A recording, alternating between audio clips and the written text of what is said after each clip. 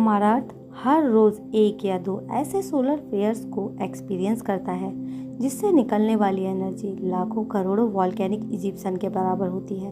पर अर्थ के अराउंड मौजूद मैग्नेटिक फील्ड की वजह से ये एनर्जी अर्थ का बाल भी बांका नहीं कर सकते। लेकिन रिसेंटली नासा के अनुसार 2025 में अब तक का स्ट्रॉन्गेस्ट सोलर फ्लेयर अर्थ से टकराने वाला है और ये इतना स्ट्रॉन्ग होगा कि उससे निकलने वाली एनर्जी बिलियन न्यूक्लियर बॉम्ब के फटने के बाद जितनी एनर्जी फॉर्म होती है उतनी होगी और उस वक्त मैग्नेटिक फील्ड हमें बचा नहीं पाएगी। So that means the sun is going to destroy the earth. पर आज से तकरीबन 163 वर्ष पहले ऐसा ही एक्सप्लोजन अर्थ पर हो चुका है। सन 1859 1 सितंबर 11:18 सुबह रिचर्ड कैरिंग सन में हो रहे अलग अलग एक्टिविटीज को ऑब्जर्व कर रहे थे।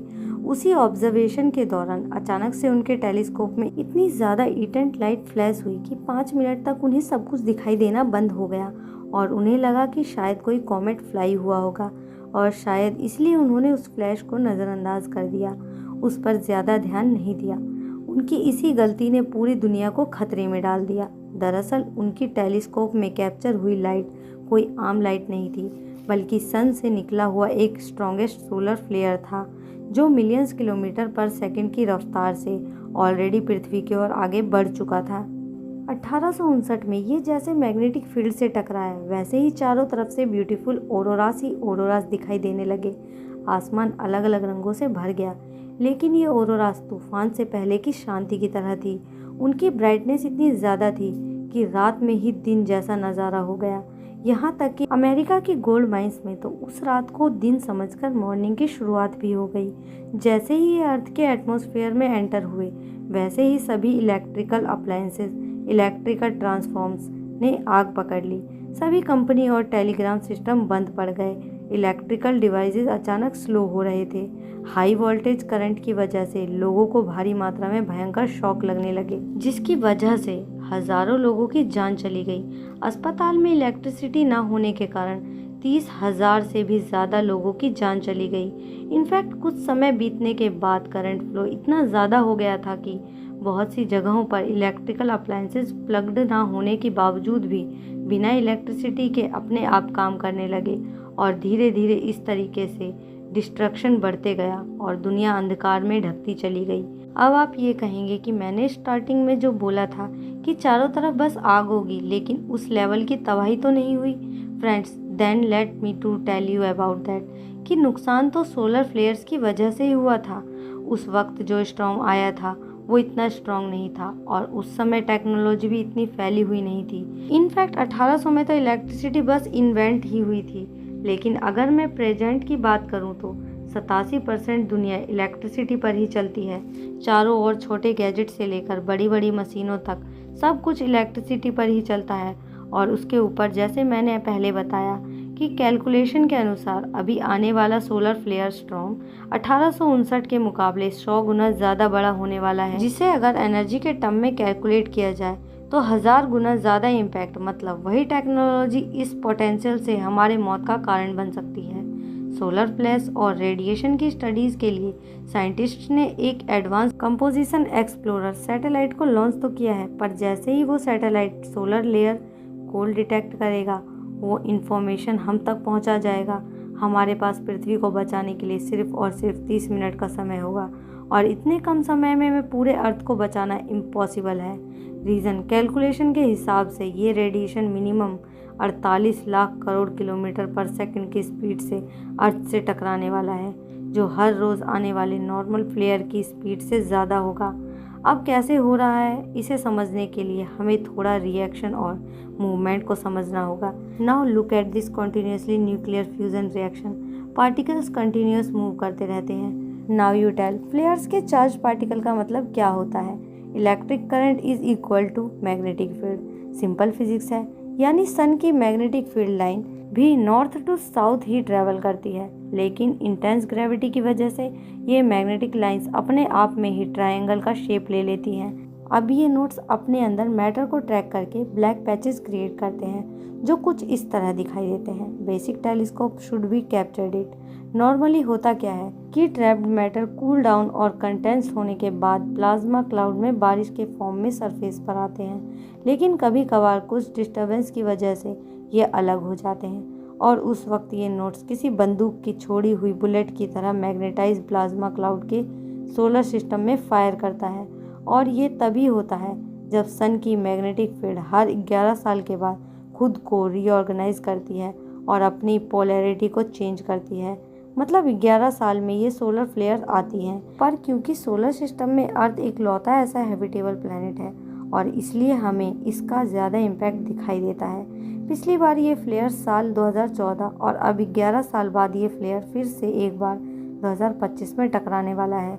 और अब अगर ये सोलर फ्लेयर आए तो यहाँ पर हमें सीरियस लॉस हो सकता है, क्योंकि सबसे पहले इसका सामना होगा अर्थ की मैग्नेटिक फील्ड में मौजूद चार्ज पार्टिकल से, फिर अर्थ के अराउंड ऑर्बिट कर रहे सैटेलाइट की तरफ ये फ्लेयर्स की तरह आगे बढ़ेगा। ये सैटेलाइट से हाई स्पीड से टकराकर सभी सैटेलाइट को डैमेज कर देंगे। अर्थ पर सैटेलाइट की बारिश होने लगेगी। अब इसका अंजाम तो आप समझ ही सकते हो। चलो मान भी लेते हैं कि हम इससे बच गए, तो इससे हाई वोल्टेज करंट सभी छोटे बड़े इलेक्ट्रिकल अप्लायंसेस को जला के राख कर देगा। इलेक्ट्रिसिटी आउटेज हो जाएगा और इस इलेक्ट्रिसिटी आउटेज का सबसे पहला इम्पैक्ट पड़ेगा पब्लिक ट्रांसपोर्टेशन और लिफ्ट ट्रांसपोर्टेशन पर, जो पूरी तरीके से बंद हो जाएंगे। इनफैक्ट हर रोज़ 325 मिलियन लोग ट्रैवल करते हैं और ये सारा ट्रैवलिंग और ट्रांसपोर्टेशन थम सा जाएगा। इमेजिन करो कितनी इमरजेंसी सर्विसेज इफेक्ट हो जाएंगी। और not to forget a very silly scenario, but आप लिफ्ट में ही ट्रैप हो सकते हैं और सिफोकेशन से मर भी सकते हैं। अभी भी ये सुनने के बाद आपके दिमाग में ऐसा ख्याल आ रहा होगा कि हमारे पास तो प्राइवेट व्हीकल तो है। फ्रेंड्स, जी हाँ, हम सभी के पास प्राइवेट व्हीकल है, लेकिन आप चाह कर भी ट्रैवल नहीं करना चाहोगे। ऐसी हालात हो जाएंगे कि हर जगह के ट्रैफिक सिग्नल्स बंद हो जाएंगे, जिसकी वजह से सभी जगह पर एक्सीडेंट्स को कंट्रोल कर पाना मुश्किल हो जाएगा। फॉरेन एक्सीडेंटल केसेस के लिए इमरजेंसी सर्विसेज अवेलेबल नहीं होंगी, अस्पताल में इलेक्ट्रिसिटी तक नहीं होगा और जो भी लोग अस्पताल में पहले से ही भर्ती होंगे वो वेंटिलेटर में होंगे, वो सब भी सरवाइव नहीं कर पाएंगे। नॉर्दर्न ग्रिड, जो एक highest voltage electricity transmission network है जो 7 स्टेट्स को इलेक्ट्रिसिटी प्रोवाइड करता है, वो जब 13 से 14 घंटे के लिए बंद पड़ जाएगा तब हॉस्पिटल्स के 12.2% पेशेंट्स की इमीडिएटली डेथ हो गई होगी। पर 2025 का आउटेज तो पूरे 1 महीने से भी ज़्यादा वक्त ले सकता है और इससे सबसे ज़्यादा लॉस होगा ओवरऑल वर्ल्ड की जीडीपी। दुनिया में हर काम के लिए इलेक्ट्रिसिटी यूज़ की जाती है। अगर हम सिर्फ टॉप 5 कंट्रीज़ की बात करें तो आज के तारीख में उन कंट्रीज़ की टोटल जीडीपी में कितना लॉस होगा। But let me also remind you this, हम जिंदा ही नहीं बचेंगे, क्योंकि सिम्युटेंसली ये सन से आ रहे रेडिएशन का असर पृथ्वी के जीव जंतुओं पर भी देखने को मिलेगा। रेडिएशन की वजह से स्किन कैंसर जैसी बीमारियां होने लगेगी और साथ ही इम्यून सिस्टम भी खराब होने लगेगा। इम्यून सिस्टम वीक होने लगेगा। ह्यूमन बॉडी बैक्टीरिया और वायरस का घर बनने लगेगी, जो एक एक करके लोगों को बीमारी की चपेट में ले लेगी और अगेन इमरजेंसी सर्विसेज अवेलेबल नहीं होगी। So it can turn into a big catastrophic event. लेकिन क्या सच में ऐसा होगा? क्योंकि इतिहास में हुए ऐसे ही इनफैक्ट इतने ही स्ट्रॉन्ग इवेंट्स ने तबाही के बजाय अर्थ के कई सारे राज से पर्दा हटाया है। 774 सी में हुए सोलर फ्लेयर एक्सप्लोजन की वजह से एटमॉस्फेयर में कार्बन 14 की मात्रा अचानक से बढ़ गई थी। एक्चुअली होता ये है कि कॉस्मिक में मौजूद न्यूट्रॉन्स को अलग कर देते हैं और ये नाइट्रोजन एटम्स के साथ कंबाइन होकर कार्बन 14 में कन्वर्ट हो जाते हैं। उसके बाद ये ऑक्सीजन के साथ कंबाइन होकर कार्बन डाइऑक्साइड प्रोड्यूस करते हैं और यही कार्बन डाइऑक्साइड को ऑब्जर्व करके प्लांट्स फोटोसिंथेसिस कर पाते हैं। साइंटिस्ट्स का कहना है कि अगर कार्बन 14 की मात्रा नहीं बढ़ती तो जीव जिंदा रखने वाले माइक्रो ऑर्गेनिज्म, ह्यूमंस, एनिमल्स और सी क्रिएचर्स कभी भी इवॉल्व नहीं होते। सोलर फ्लेयर्स हमें अर्थ के इवोल्यूशन में मदद करते हैं। सो दोस्तों, आज की तारीख में आप जितना भी चाहो, लेकिन सच तो ये है कि किसी की वजह से आज हम यहाँ पर जिंदा हैं। दोस्तों, क्या आपको ऐसा लगता है कि साइंटिस्ट ऐसा कोई तरीका इजाद कर सकते हैं जिसकी वजह से हम सोलर फ्लेयर से बच सकते हैं? कमेंट में बताएं। और अगर आपको ये वीडियो अच्छी लगी है या आपको कुछ नया जानने का मौका मिला है तो तो इसे लाइक ज़रूर करें और दोस्तों के साथ शेयर भी करें। और अगर आपको फिल्में देखने का शौक है और आप उस फिल्म को देखने जाने से पहले उसका रिव्यू देखना पसंद करते हैं, तो आप हमारे other channel fact research FR पर जाकर न्यू मूवीज़ के रिव्यू देख सकते हैं। इसके साथ ही अगर आप खबरें पढ़ने के शौकीन हैं, तो आप हमारी वेबसाइट factresearchfr.com पर विजिट कर सकते हैं। यहाँ आपको सिर्फ खबरें ही नहीं बल्कि लाइफस्टाइल, टेक्नोलॉजी और ऑटो से जुड़ी हुई जानकारी भी मिलेगी।